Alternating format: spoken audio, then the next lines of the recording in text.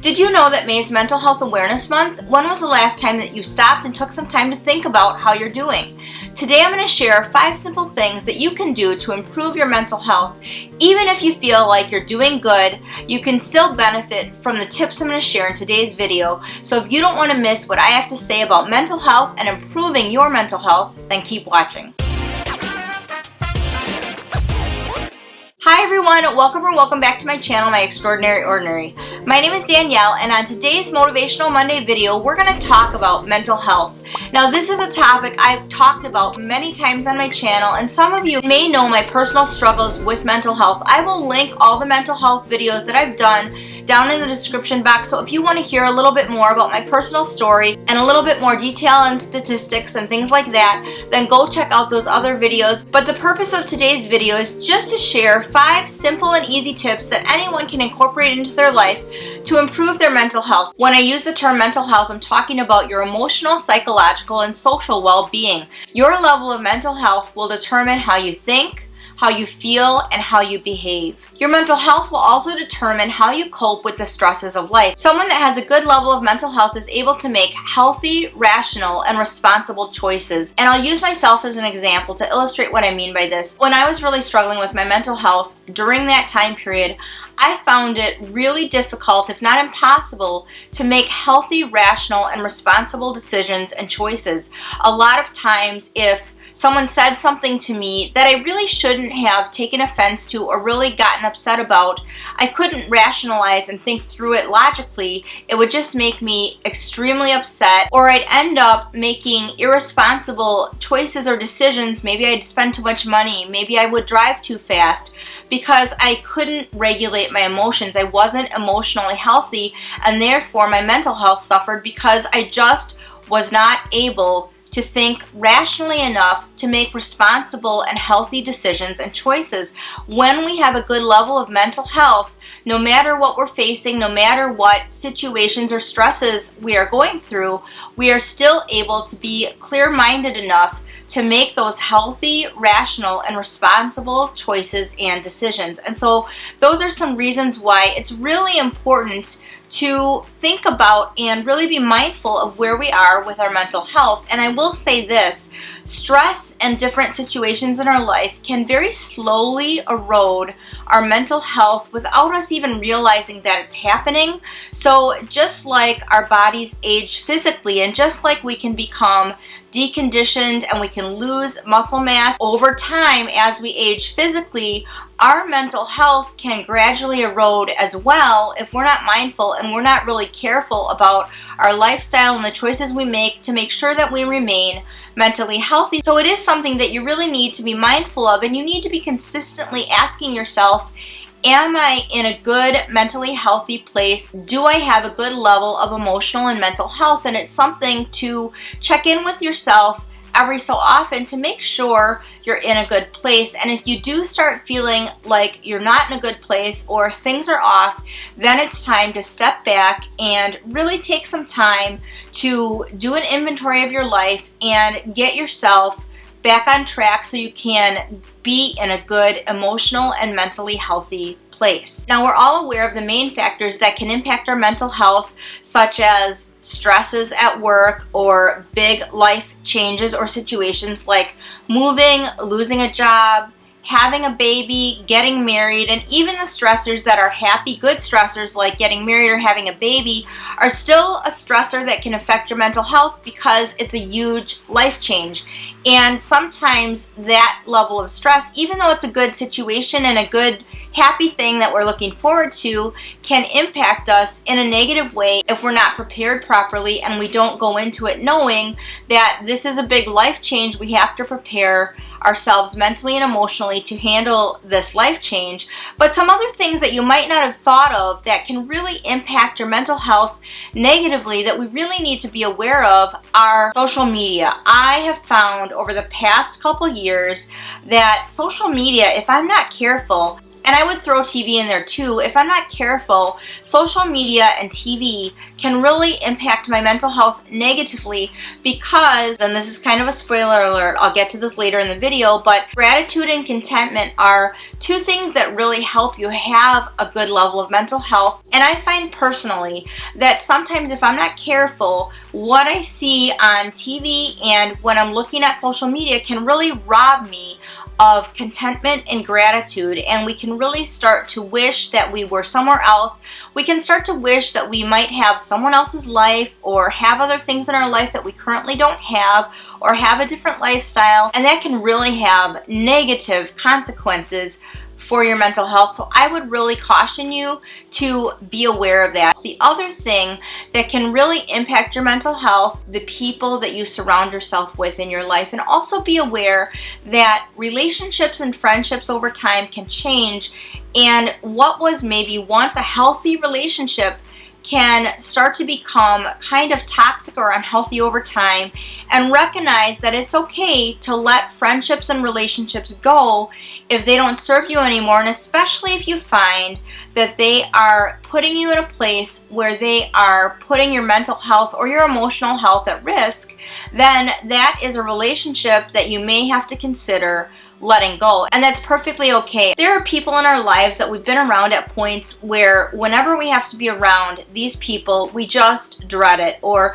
we really don't want to see them, we really don't want to talk to them because we just know that they're going to emotionally suck the life right out of us. Maybe they are demanding, maybe they are users, maybe they're always asking us for help, or asking us for money, or asking us for things, or maybe it's a one-sided relationship. Maybe all they do is talk about themselves and they never want to know how you're doing. Maybe they never ask you anything about yourself, and you feel like you're constantly giving and never getting anything from the relationship in return. If you leave a friendship or a relationship feeling absolutely emotionally exhausted every single time that you leave the presence of that person, and you never feel joyful, you never feel happy, you never have the thought, boy, I'm really glad I got to spend time with that person, then I would say that that's a relationship that you really need to evaluate.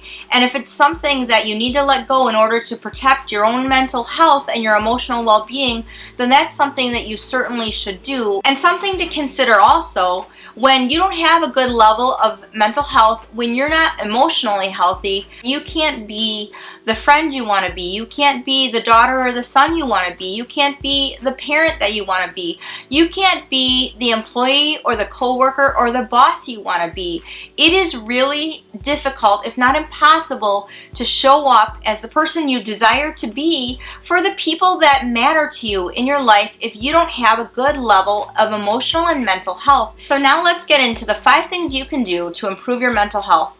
Now, the first thing I have learned over the last year, it has become a very big priority in my life, and it's just made a world of difference, and that is prioritizing your self-care. So many times we are nurturers, we're caregivers, we want to give the best of ourselves to everybody else, but we don't take time to care for ourselves. It is not selfish, it is not wrong. In fact, spending time and engaging in self-care is going to allow you to be the person that you really want to be for the people that you really care about in your life.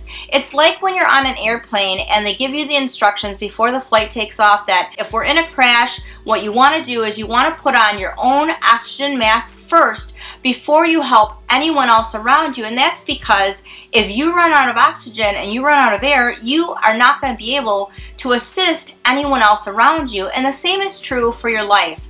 If you just run out of steam, if you run out of gas, if you don't take care of yourself physically, emotionally, and spiritually, you don't have anything else to give anyone else around you.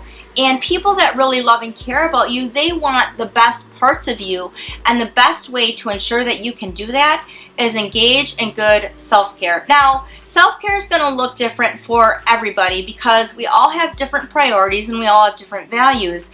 For me, I really make exercise a priority. I recognized earlier this past year that I really needed to wake up several hours earlier than I had been in order to prioritize my self-care. And now I'm in this routine and I do it every morning and I really enjoy it. And even on the mornings when it's hard to get out of bed and I don't necessarily want to wake up that early, it is still something that I look forward to and I feel so good when I have done it. Another thing that I do is I get manicures regularly, and that's because I cannot do my own nails. I can't trim my cuticles. I can't paint my nails.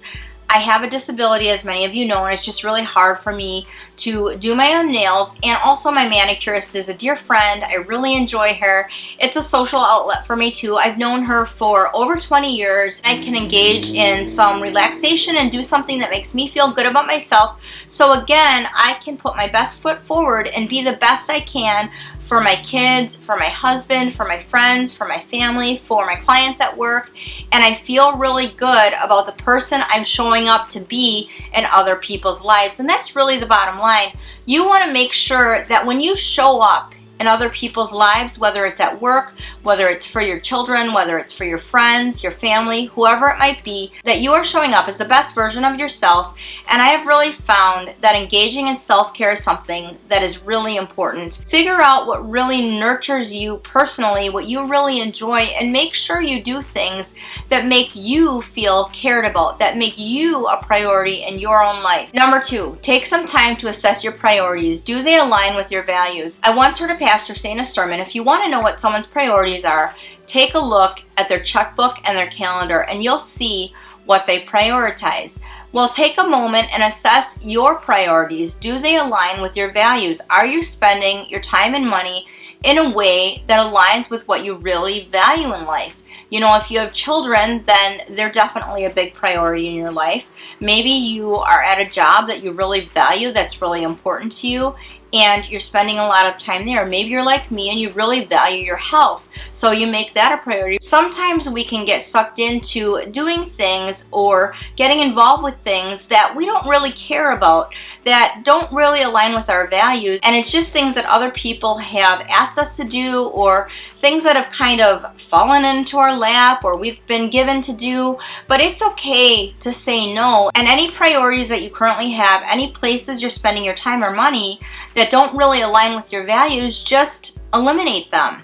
They don't have to be part of your life, and that will really help you be in a good, mentally healthy place, because you will know that your time and your money is going exactly where you want it to go, to places and people and to things that really matter to you. Number 3, are you growing and learning, or are you stagnant in life?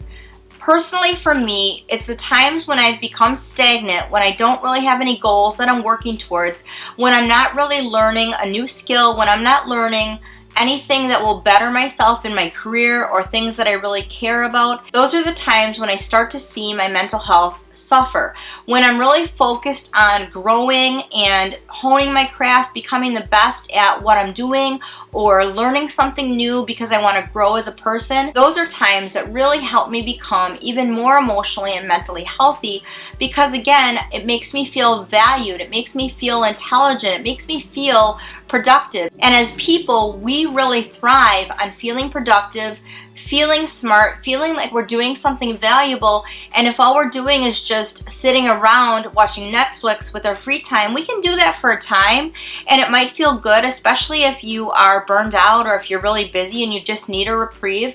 That's fine for a short time, but over the long haul, that's not going to serve you and that's not going to be good for your mental health. So determine where you are in your life. If you are in a stagnant period, figure out if there's something that you would like to work towards. Maybe you don't have any current goals, and maybe that's something that you really need to do.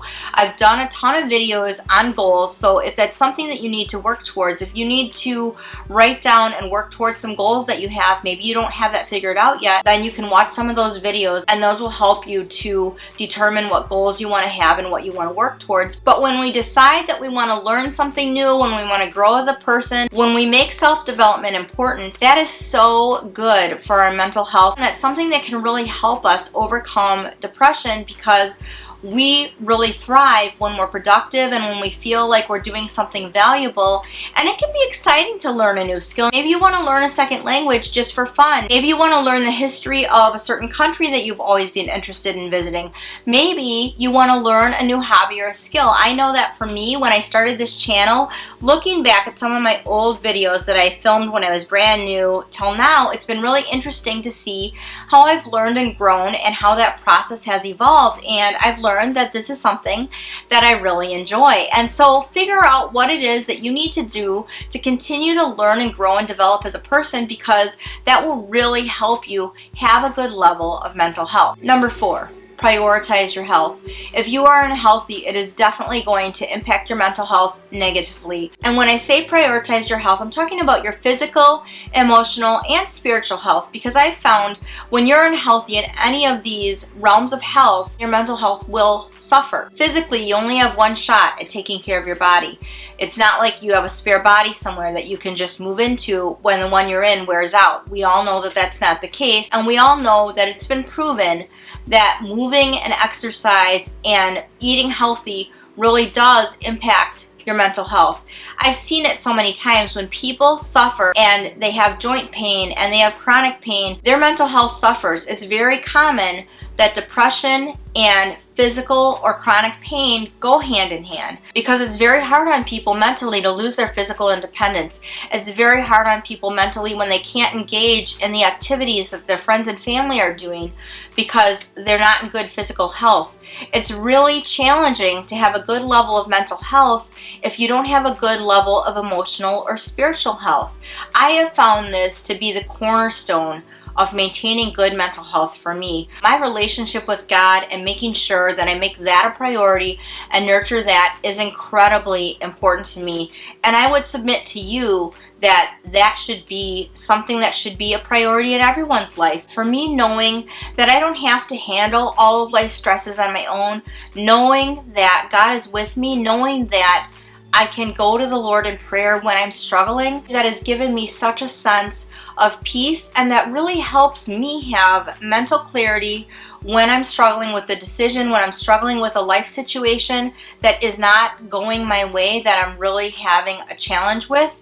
That gives me so much comfort and peace, and it's something that I 100% rely on, because when you are not in a good emotional or spiritual place, it's going to be hard for you to maintain a good level of mental health.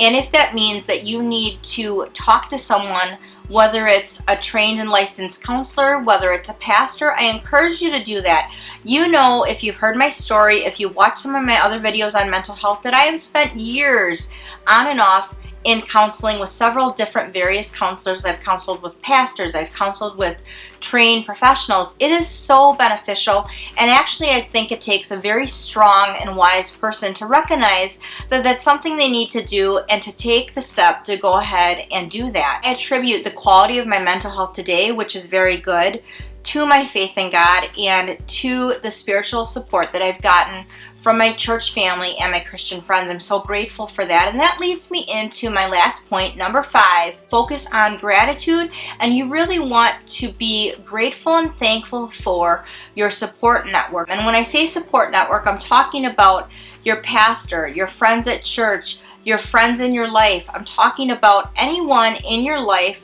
that you consider to be an encourager. I'm not talking about the negative friend who's kind of toxic that you can't wait to get away from whenever you get together. I'm talking about the people in your life that you know have your back, that you know will listen to you, that you know will call you and call you if you don't answer until you answer the phone, and they're going to ask you the hard questions. They're going to ask you if you're all right, and if you say you are and they know you're lying, they're going to come over and check on you.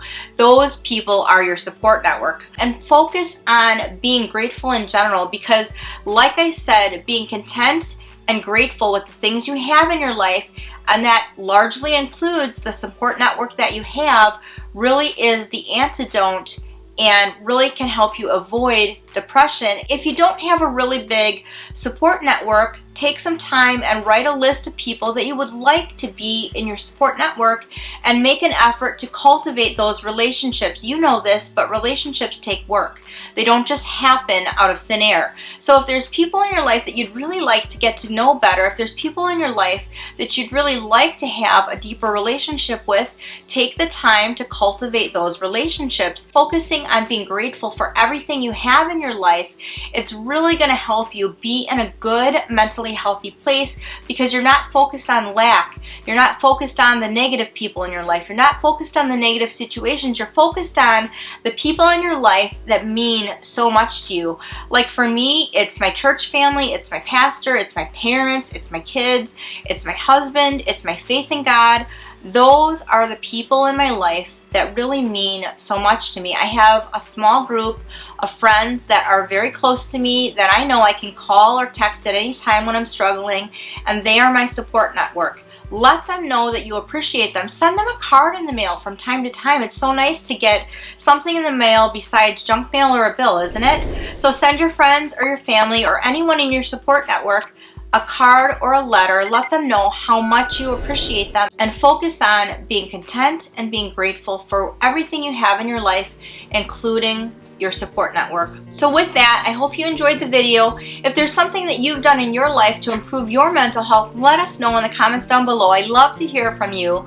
I look forward to seeing you in my next video. And remember to make your everyday ordinary life extraordinary. Feeling burned out is something that can definitely challenge our mental health, and if you want to find out how you can avoid or recover from burnout, then you want to watch this video right now.